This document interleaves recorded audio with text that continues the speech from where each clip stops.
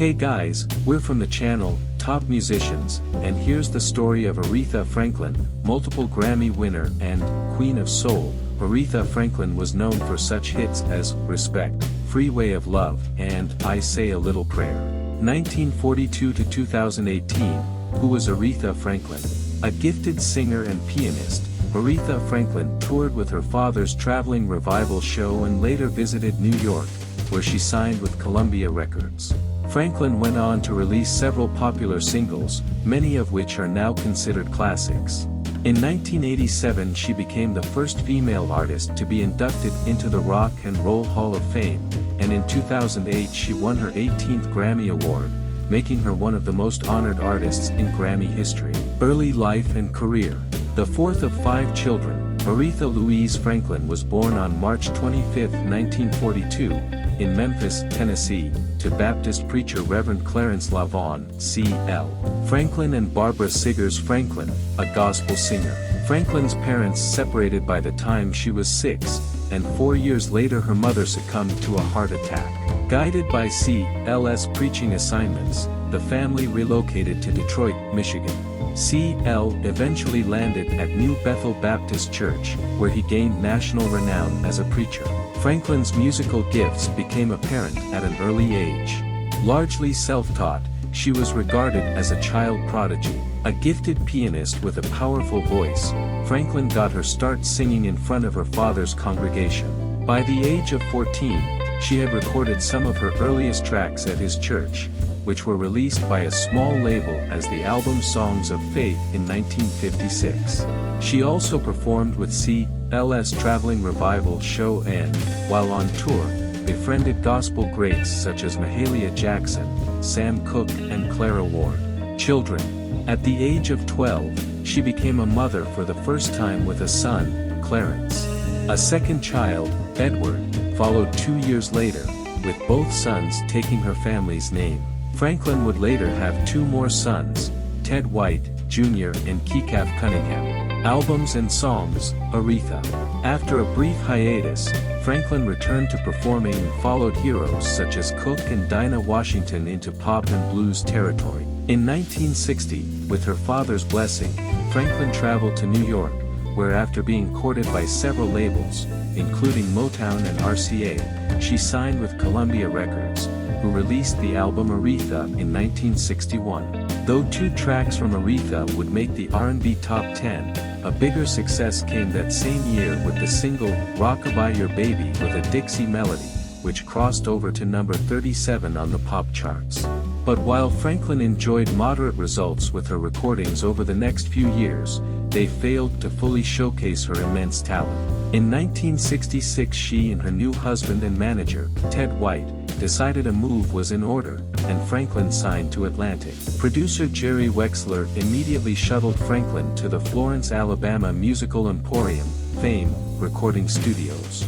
I Never Loved a Man, The Way I Love You. Backed by the legendary Muscle Shoals rhythm section, Franklin recorded the single, I Never Loved a Man, The Way I Love You. In the midst of the recording sessions, White quarreled with a member of the band, and White and Franklin left abruptly. But as the single became a massive top 10 hit, Franklin re-emerged in New York and was able to complete the partially recorded track, Do Right Woman, Do Right Man. Respect. Hitting her stride in 1967 and 1968, Franklin churned out a string of hit singles that would become enduring classics, showcasing Franklin's powerful voice and gospel roots in a pop framework. In 1967, the album I Never Loved a Man, The Way I Love You, was released, and the first song on the album, Respect, an empowered cover of an Otis Redding track, reached number 1 on both the R&B and pop charts and won Franklin her first 2 Grammy Awards. She also had top 10 hits with Baby I Love You, Think, Chain of Fools, I Say a Little Prayer, Sweet Sweet Baby, Since You've Been Gone, and You Make Me Feel Like a Natural Woman. Dubbed the Queen of Soul, Franklin's chart dominance soon earned her the title Queen of Soul, while at the same time she also became a symbol of black empowerment during the civil rights movement. In 1968, Franklin was enlisted to perform at the funeral of Dr. Martin Luther King Jr., during which she paid tribute to her father's fallen friend with a heartfelt rendition of Precious Lord. Later that year, she was also selected to sing the national anthem to begin the Democratic National Convention in Chicago. Amidst this newfound success, Franklin experienced upheaval in her personal life, and she and White divorced in 1969. But this did not slow Franklin's steady rise, and the new decade brought more hit singles, including Don't Play That Song, Spanish Harlem, and her cover of Simon and Garfunkel's Bridge Over Troubled Waters. Amazing Grace. Spurred by Mahalia Jackson's passing and a subsequent resurgence of interest in gospel music, Franklin returned to her musical origins for the 1972 album Amazing Grace, which sold more than 2 million copies and went on to become the best-selling gospel album at the time. Franklin's success continued throughout the 1970s, as she branched out to work with producers such as Curtis Mayfield and Quincy Jones and expanded her repertoire to include rock and pop covers. Along the way, she took home 8 consecutive Grammy Awards for Best R&B Female Vocal Performance, the last coming for her 1974 single, Ain't Nothing Like the Real Thing. Career struggles.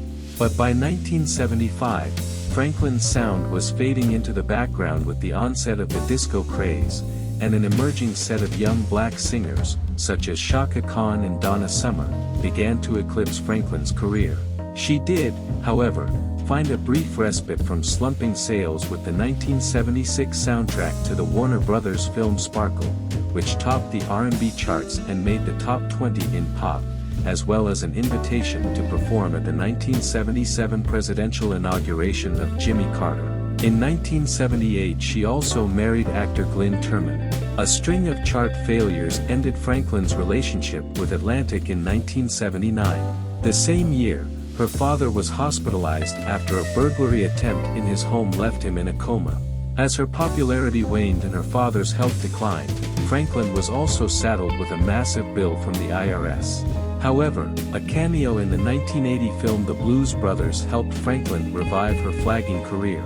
Performing Think alongside comedians John Belushi and Dan Aykroyd exposed her to a new generation of R&B lovers, and she soon signed to Arista Records.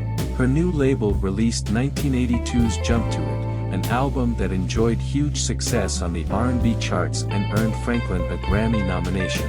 2 years later, she endured a divorce from Turman as well as the death of her father. More albums and songs, 1980s and on. Who's Zoomin' Who? In 1985 Franklin returned to the top of the charts with a smash hit album, the polished pop record Who's Zoomin' Who, featuring the single Freeway of Love, as well as a collaboration with the popular rock band The Eurythmics. The record became Franklin's biggest-selling album yet. I Knew You Were Waiting for Me. Her follow-up, 1980 success Aretha, also charted well and eventually went gold, and her duet with British singer George Michael, I Knew You Were Waiting for Me, hit #1 on the pop charts. In 1987 Franklin became the first female artist to be inducted into the Rock and Roll Hall of Fame and was also awarded an honorary doctorate from the University of Detroit. That same year, she released the album One Lord, One Faith, One Baptism, which won the Grammy for Best Soul Gospel Performance. Following another relatively quiet period in her career, in 1993, Franklin was invited to sing at the inauguration of Bill Clinton, and the following year she received both the Grammy Lifetime Achievement Award and Kennedy Center honors. She would also be the focus of multiple documentaries and tributes as the decade progressed. A Rose is Still a Rose. Nearing its conclusion, Franklin reprised her former role in Blues Brothers 2000, released the gold-selling A Rose is Still a Rose, and stood in for Luciano Pavarotti, who was too ill to accept his Lifetime Achievement Award, with her rendition of Nessun Dorma, commanding stellar reviews. So Damn Happy. In 2003 Franklin released her final studio album on Arista, So Damn Happy, and left the label to found Aretha Records. 2 years later, she was awarded the Presidential Medal of Freedom and became the second woman ever to be inducted into the UK Music Hall of Fame. In 2008 she received her 18th Grammy Award for Never Gonna Break My Faith, a collaboration with Mary J. Blige, and was tapped to sing at the 2009 presidential inauguration of Barack Obama. With 18 Grammys under her belt, Franklin is one of the most honored artists in Grammy history, ranked among the likes of Alison Krauss, Adele, and Beyoncé Knowles. In 2011 Franklin released her first album on her own label, A Woman Falling Out of Love. To support the project, she performed several concerts, including a two-night stint at the famed Radio City Music Hall in New York.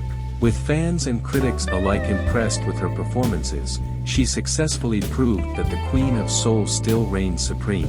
Aretha Franklin sings the great diva classics. In 2014 Franklin underscored that point with Aretha Franklin sings the great diva classics, which reached number 13 on the pop charts and number 3 R&B.